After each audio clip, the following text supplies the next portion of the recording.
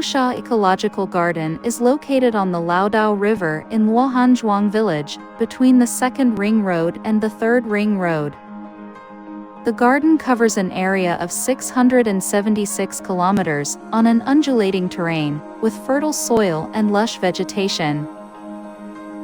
The park melds picturesque natural scenery and historical and cultural landscapes of the Laodao River, making it a nature retreat in suburban Changsha and a haven of blooms and foliage. It is also an ecological park that integrates garden research, flower and sapling production, science education, garden and horticulture exhibitions, leisure and entertainment, and tourism.